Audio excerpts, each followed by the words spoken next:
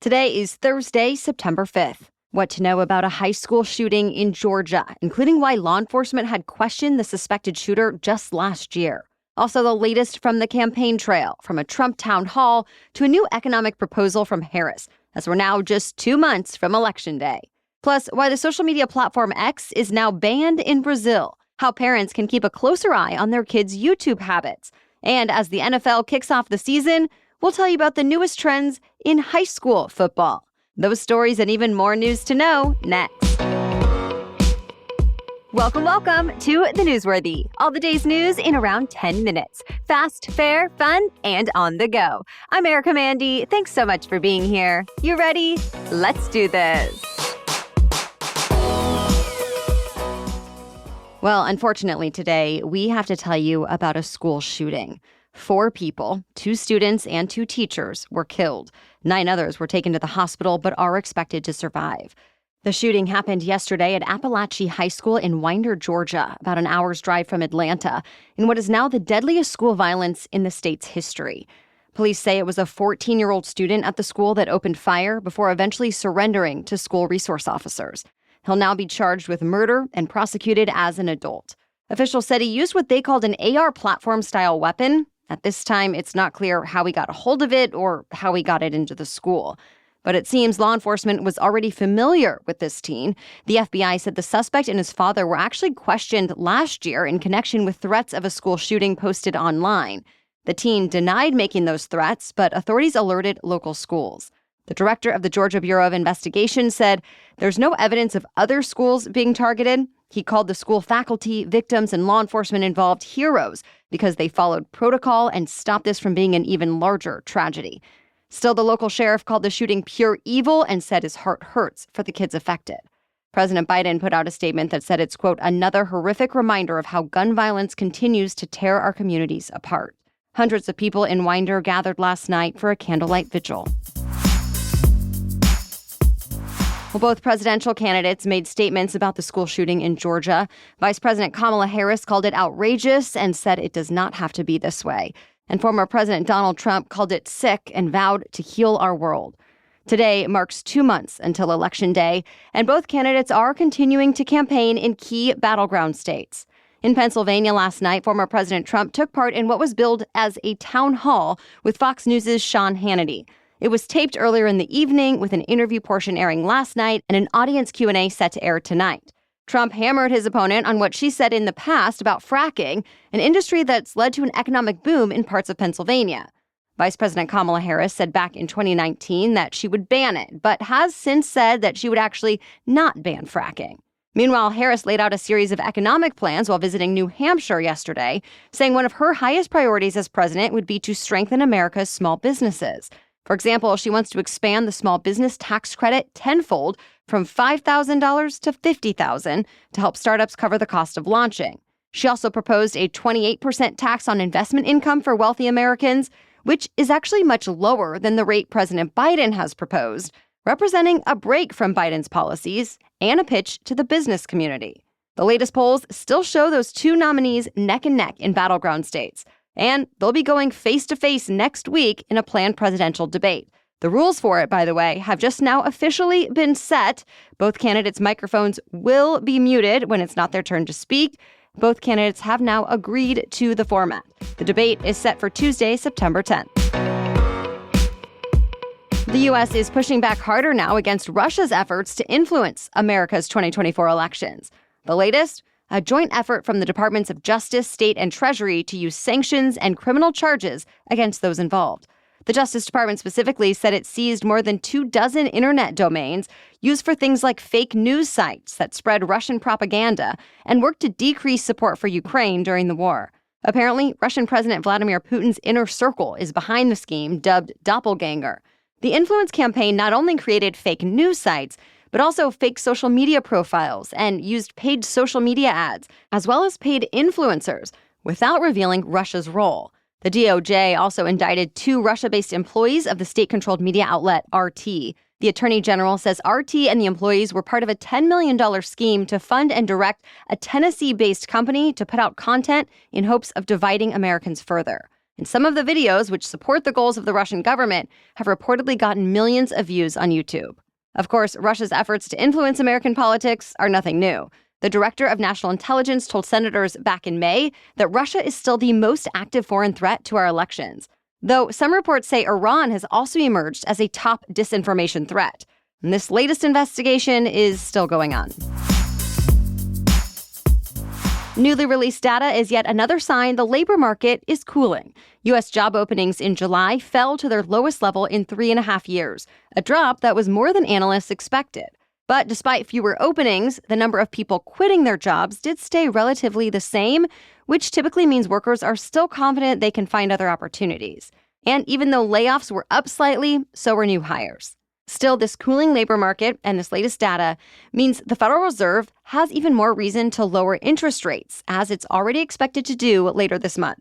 If you want to learn more about the current jobs market and other trends in the workplace right now, check out our conversation with ZipRecruiter's chief economist. It was our special edition Saturday episode over the weekend.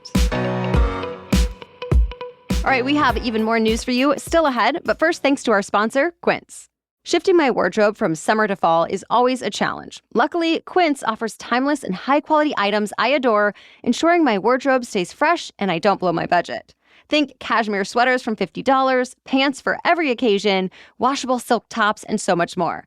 I love that I've been able to wear my washable silk tank all summer, and now I can throw my organic cotton knit blazer right over it for a perfect transition to fall. The best part? All Quint items are priced 50 to 80% less than similar brands. I'm so impressed that you get the quality and style with Quint without the hefty prices. By partnering directly with top factories, Quint cuts out the cost of the middleman and passes the savings on to us. And Quint only works with factories that use safe, ethical, and responsible manufacturing practices and premium fabrics and finishes. I love that. Make switching seasons a breeze with Quint's high-quality closet essentials. Go to quince.com/newsworthy for free shipping on your order and 365-day returns. That's QUINCE.com/newsworthy to get free shipping and 365-day returns. Quince.com/newsworthy. Okay, now back to the news. The world's richest man, Elon Musk, is having an ongoing battle with Brazil. And it's led to a ban of his social platform X, formerly Twitter, in the entire country.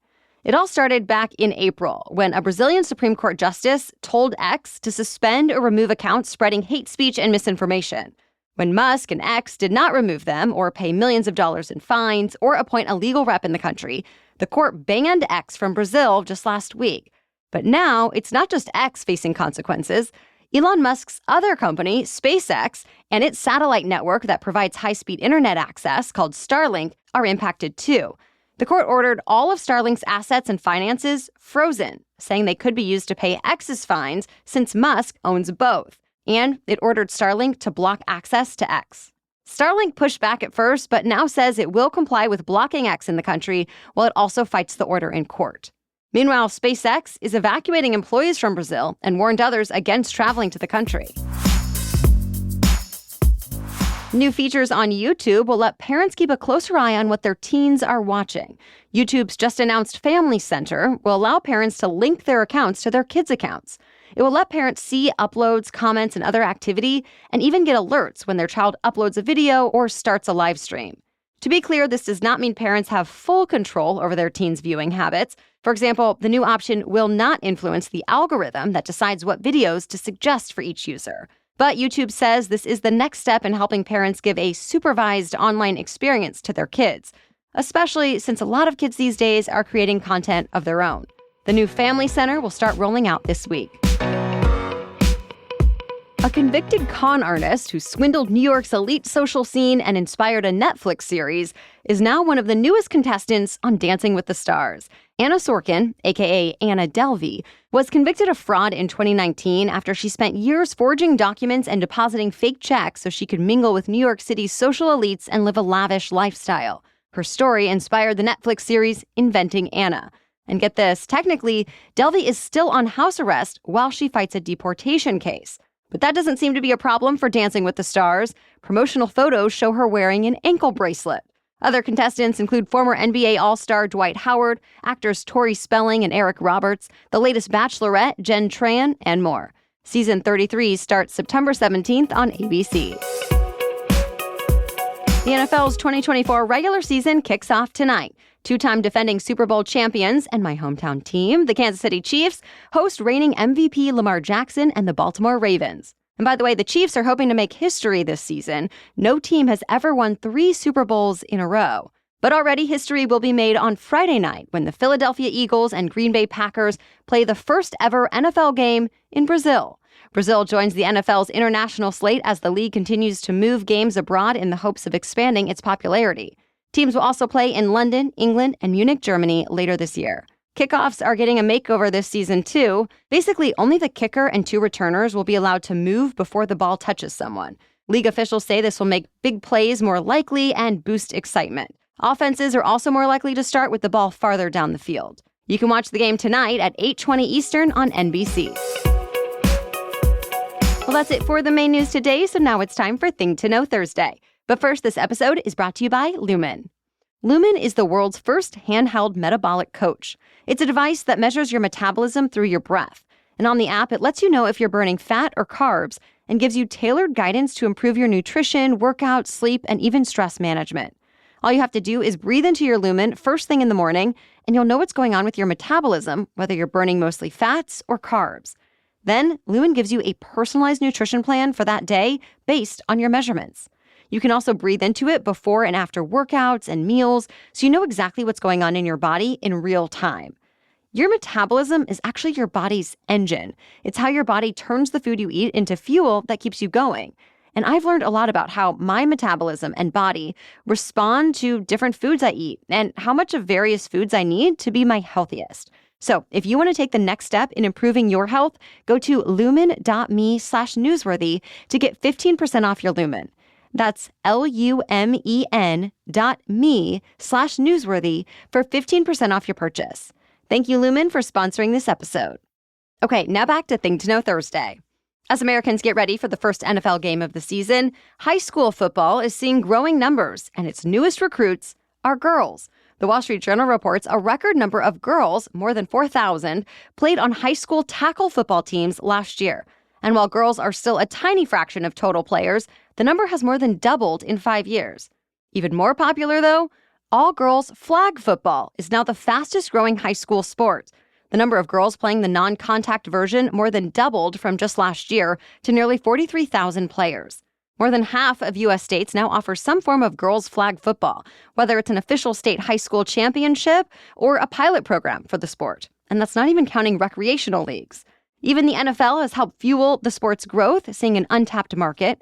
While the 2028 Olympic Games in Los Angeles announced it'll have flag football as an Olympic sport for both men and women.